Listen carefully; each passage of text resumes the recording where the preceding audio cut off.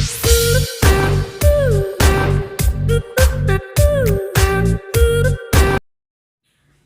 sudah siap untuk belajar? Siap, Bu. Ya. Oke, kalau sudah siap, Ibu mulai ya. Assalamualaikum warahmatullahi wabarakatuh. Waalaikumsalam warahmatullahi wabarakatuh. Bagaimana, masih semangat semuanya? Semangat, Bu. Iya. Bagaimana kabarnya hari ini? Alhamdulillah, luar biasa. Allahu Akbar. Baik, sebelum Ibu mulai pelajaran, Ibu absen terlebih dahulu ya. Coba dilihat kanan kiri kalian, kira-kira ada yang tidak masuk nggak? Ada, Bu. Nah, Ibu absen dulu ya, biar tahu siapa yang tidak masuk. Linda Kurnia, Ada, Bu. Maya Wulandari, Hadir, Bu. Tika Safitri. Sakit. Sakit? Iya. Kita doakan semoga yang sakit segera diberi kesembuhan ya. Dan yang di sini tetap jaga kesehatan, jaga pola makannya. Puasa semua? Puasa, Bu. Iya. Puasa apa? Puasa maghrib dong. Puasa maghrib. Kelas 5 harus sudah puasa maghrib ya. Iya. Masa masih nggak kuat? Iya. Jadi ketika berpuasa kita juga harus jaga pola makan, waktu berbuka, waktu sahur itu makannya jangan yang aneh-aneh biar tidak sakit. Ya. Ya. Jadi juga meskipun puasa kita harus tetap semangat. Baik. Sebelum pelajaran ini dimulai, marilah kita berdoa terlebih dahulu. Berdoa dimulai. Bismillahirrahmanirrahim. Baik, semoga apa yang kita pelajari hari ini bisa diterima dan juga bisa bermanfaat. Anak-anak masih ingat dengan pelajaran yang lalu tidak? Masih, Bu. Masih ingat tentang gambar ini? Kira-kira ini peristiwa apa ya? Itu peristiwa Sumpah Pemuda, Bu. Iya, tentang peristiwa Sumpah Pemuda. Minggu lalu kita sudah belajar tentang Sumpah Pemuda. Kalian masih ingat Sumpah Pemuda itu diperingati pada tanggal berapa? Tanggal 28 Oktober 1928. Ya, pintar Mbak Linda. Tanggal 28 Oktober 1928. Nah, dari peristiwa Sumpah Pemuda itu, dari semangatnya para pemuda Indonesia untuk membentuk negara kesatuan Indonesia, mereka itu mempunyai semangat yang tinggi. Ya, dari peristiwa Sumpah Pemuda ini, para pemuda-pemuda Indonesia ini mempunyai semangat juang yang tinggi, mempunyai semangat yang membara untuk pembentukan negara Republik Indonesia. Kira-kira dari peristiwa ini ada dampaknya apa tidak? Ada, Bu. Ada. Kira-kira kalian tahu nggak apa saja dampak dari peristiwa ini? Belum tahu, Bu. Belum tahu. Nah, dari itu, hari ini kita akan belajar tentang dampak dari peristiwa Sumpah Pemuda. Baik, silakan dikeluarkan bukunya. Kita mulai pelajaran pada hari ini. Silakan dibuka bukunya halaman 59. Situ ada bacaan tentang apa? Dampak peristiwa Sumpah Pemuda 1928. Iya, tentang dampak peristiwa Sumpah Pemuda. Silakan Ibu kasih waktu untuk membaca. Sudah, Bu. Sudah? Sudah. Baik. Dari yang sudah kalian baca, kira-kira kalian menemukan dampak dari peristiwa Sumpah Pemuda itu enggak? Iya, Bu, menemukan. Ya, silakan dibaca. Yaitu peristiwa Sumpah Pemuda yang telah membawa kesadaran dalam diri setiap orang akan pentingnya persatuan dan kesatuan dalam sebuah bangsa. Iya, pintar Mbak Linda. Jadi dari peristiwa Sumpah Pemuda ini ternyata dampaknya yaitu telah membawa kesadaran dari setiap orang untuk mempunyai sifat persatuan dan kesatuan dalam suatu bangsa. Minggu lalu kita sudah belajar tentang peristiwa Sumpah Pemuda, di mana Sumpah Pemuda itu, para pemuda itu mengadakan kongres banyak 2 kali. Nah, kongres yang kedua masih ingat keputusannya apa saja? Diikrarkannya Sumpah Pemuda oleh semua wakil pemuda yang hadir. Ya, jadi pada waktu kongres 2 ini, para pemuda yang hadir itu mengikrarkan isi dari Sumpah Pemuda. Tahu dari isi Sumpah Pemuda? Iya, Bu. Silakan Mbak Linda dibaca. Isi Ikrar Sumpah Pemuda. 1. Kami putra dan putri Indonesia mengaku bertumpah darah satu tanah air Indonesia. 2. Kami putra dan putri Indonesia mengaku berbangsa satu bangsa Indonesia. 3. Kami putra dan putri Indonesia menjunjung bahasa persatuan bahasa Indonesia. Iya, pintar. Tepuk tangan dong buat Mbak Linda. Iya, itulah 3 dari isi Sumpah Pemuda. Kemudian selain dari isi Sumpah Pemuda, selain dari ikrar isi Sumpah Pemuda tadi juga menghasilkan keputusan yang lain. Kira-kira apa? Menerima lagu Indonesia Raya ciptaan W.R. Supratman sebagai lagu kebangsaan Indonesia. Jadi bangsa Indonesia itu mempunyai lagu kebangsaan, punya lagu kebanggaan, yaitu lagu Indonesia Raya yang diciptakan oleh siapa? Oleh W.R. Supratman, Bu. Iya, pinter. Selanjutnya masih ingat lagunya? Kalian pasti tahu dong lagunya Indonesia Raya ya? Tahu dong. Ya, kita nyanyi bersama-sama ya supaya lebih semangat lagi. Jangan lupa menyanyinya juga sambil bersemangat ya. Ibu pimpin ya. Kita nyanyi bersama-sama. Silakan semuanya berdiri. Ya. Oke, lagu Indonesia Raya ya. Ibu hitung 1, 2, 3. Indonesia tanah airku, tanah tumpah darahku. Tuh, 2. Di sanalah aku berdiri, jadi pandu ibuku. 2. Indonesia kebangsaanku, bangsa dan tanah airku. Marilah kita berseru, Indonesia bersatu. 2. Hiduplah tanahku, hiduplah negeriku, bangsaku, rakyatku semuanya. Bangunlah jiwanya, bangunlah badannya untuk Indonesia Raya. 2. Indonesia Raya, merdeka, merdeka, tanahku, negeriku yang ku cinta. Indonesia Raya, merdeka, merdeka, hiduplah Indonesia Raya. Ya, gimana lagunya? Bagus, Bu.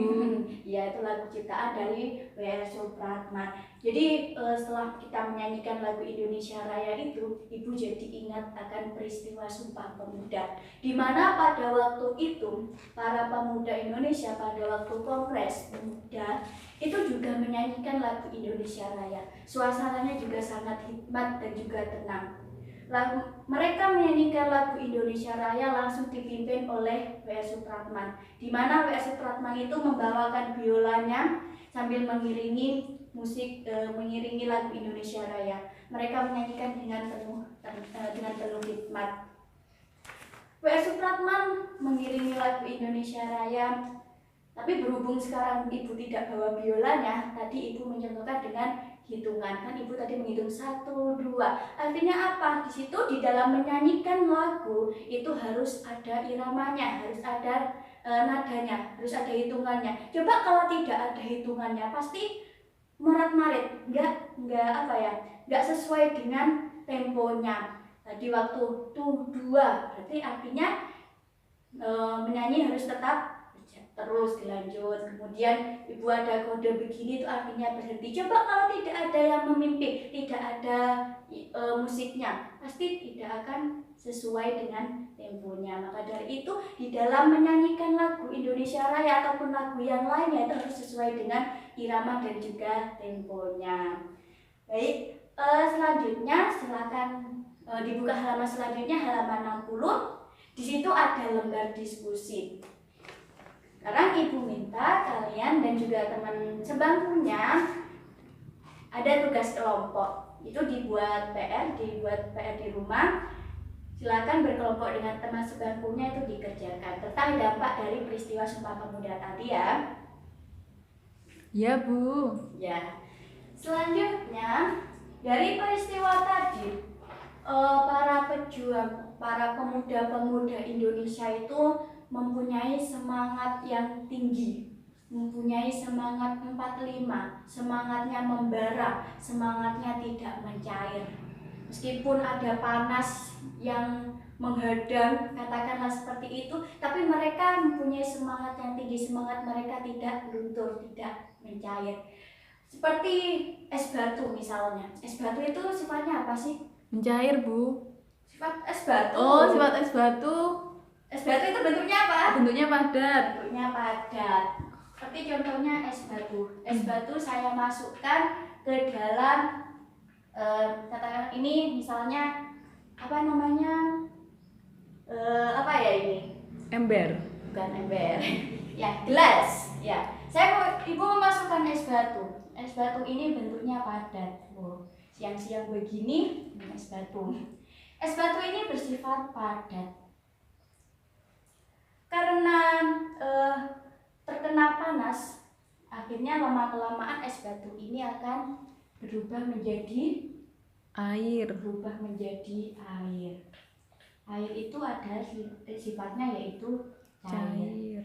Jadi perubahan sifat dari padat menjadi cair itu namanya mencair. Nah, semangatnya para pejuang, para pemuda Indonesia itu tidak pernah mencair, jadi terus membeku seperti es batu ini. Nah, kemudian contoh lain seperti kapur barus. Kapur barus itu kan juga padat ya, mempunyai wangi.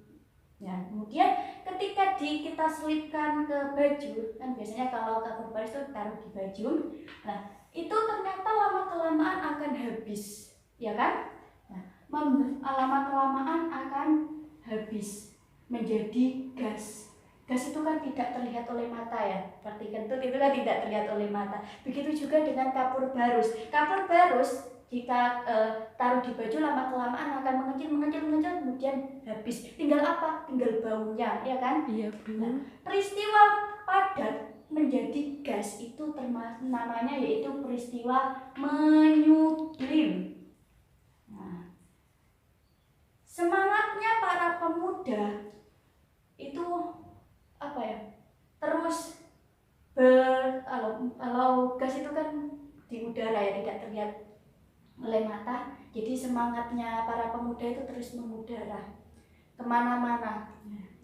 Kemudian dari contoh lain, misalnya kalian sering kalian temui dalam kehidupan sehari-hari, biasanya tidak hujan malamnya, tapi ketika kalian bangun pagi-pagi, ini yang untuk bangun yang suka bangun pagi, biasanya itu di daun-daunan ataupun di halaman rumah itu rumahnya lembab keramiknya, dan juga di daun-daun itu tuh ada tetesan air, padahal malamnya tidak hujan. Itu kira-kira air apa sih? Air embun, Bu. Air embun, iya. Air embun kan awalnya tuh karena tidak hujan berarti mengandung gas, tidak terlihat. Kemudian paginya itu kok ada air, itu namanya apa? Ternyata itu adalah suatu perubahan wujud benda dari gas menjadi cair yang namanya mengembun.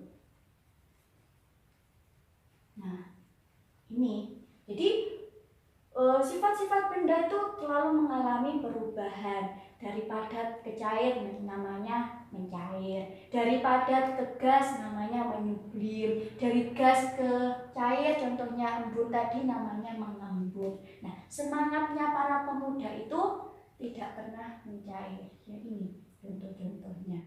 Semangatnya para pemuda dalam memperjuangkan kemerdekaan Indonesia, dalam membentuk negara Republik Indonesia itu kan mempunyai semangat yang tinggi. Mereka tidak menyerah, mereka selalu mempunyai rasa kepercayaan diri yang tinggi. Mereka selalu beroptimis untuk kemerdekaan Indonesia. Kira-kira kalian tahu nggak apa itu optimis? Tahu, Bu. Apa optimis itu? Optimis artinya selalu mengharapkan yang baik dalam menghadapi segala hal. Ya, jadi para pemuda Indonesia itu selalu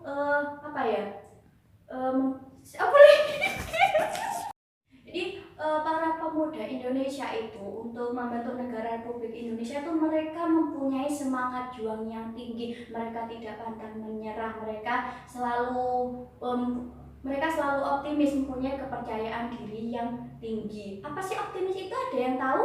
Tahu, Bu. Apa optimis itu? Optimis artinya selalu mengharapkan yang baik dalam menghadapi segala hal. Ya, selalu mengharapkan yang baik dalam menghadapi segala hal. Jadi dalam menghadapi Indonesia itu mereka selalu berpikiran positif. Mereka selalu mengharapkan hal yang baik. Mereka pasti bisa. Mereka punya keyakinan yang tinggi. Mereka percaya diri bahwa saya pasti bisa untuk menjaga Indonesia, untuk persatuan Indonesia. Maka dari itu, para pemuda-pemuda Indonesia itu patut kita hargai. Maka dari itu pada tanggal 28 Oktober itu kan menjadi peringatan Hari Sumpah Pemuda, yaitu untuk mengenang para pemuda-pemuda Indonesia. Para pemuda-pemuda Indonesia mempunyai semangat yang tinggi. Terus untuk kalian para penerus-penerusnya bagaimana? Ya, kalian harus mencontoh para pemuda-pemuda Indonesia tersebut. Kalian juga harus mempunyai semangat yang tinggi. Tidak boleh bermalas-malasan ketika belajar misalnya.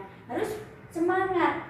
Kita juga bisa menjaga Indonesia, kita juga bisa membawa nama baik Indonesia ya, dengan terus belajar. Kita bisa menghilangkan kebodohan, yaitu untuk apa? Untuk Indonesia. Nah, mereka dari isi Sumpah Pemuda tadi yang sudah dibacakan oleh Mbak Linda itu kan menyatakan bahwa kami putra-putri Indonesia menyatakan berbangsa yang satu, bangsa Indonesia. Dan artinya apa? Mereka dari bangsa yang berbeda-beda. Terus mereka bersatu dalam bangsa Indonesia. Mereka dari bahasa-bahasa yang berbeda karena Indonesia di sini kan luas sekali, bahasanya banyak sekali. Itu ternyata tidak mengurangi semangat mereka. Jadi mereka dalam berjuang itu tidak pandang bulu. Mereka terus semangat untuk Indonesia. Kita sebagai generasi penerus pasti bisa. Nah, ternyata banyak sekali pelajaran yang kita petik ya dari peristiwa Sumpah Pemuda ini. Nah, kita di sini menjadi tahu bahwa persatuan dan kesatuan itu memiliki arti penting dalam kehidupan berbangsa dan bernegara. Nah, itulah dari pelajaran kita hari ini. Banyak sekali yang kita pelajari dari Sumpah Pemuda tadi ya. Maka dengan demikian, masih ingat nggak ada pepatah yang mengatakan, mungkin kalian pernah dengar, bersatu kita teguh, bercerai kita runtuh. Pernah dengar seperti itu? Iya, Bu. Iya, itu persatuan dan kesatuan itu dapat kita wujudkan dengan membina kerukunan di rumah, di sekolah maupun di lingkungan masyarakat. Contohnya itu gotong royong. Gotong royong itu kan berbeda-beda orang ya. Tuh, kita bina kerukunan dengan warga sekitar, dengan tetangga-tetangga kita. Begitu juga di lingkungan sekolah. Misal pada waktu piket, di sini dibentuk jadwal piket. Iya, Bu. Ya, jadwal piket misalnya ada 5 anak. Sini kita saling membantu. Saling membantu, ada yang membersihkan tempat duduk, ada yang menyapu, ada yang menata meja. Itu suatu bentuk dari persatuan dan juga kesatuan di lingkungan sekolah. Baik, mungkin hanya itu saja yang dapat Ibu sampaikan. Ibu akhiri untuk pertemuan kita pada hari ini. Semoga apa yang Ibu sampaikan ini bisa bermanfaat. Silakan berdoa. Mbak Lia, silakan dipimpin doanya. Berdoa mulai. Alhamdulillahirabbil alamin. Baik, Ibu akhiri untuk pertemuan hari ini. Kurang lebihnya mohon maaf. Wassalamualaikum warahmatullahi wabarakatuh. Waalaikumsalam warahmatullahi wabarakatuh.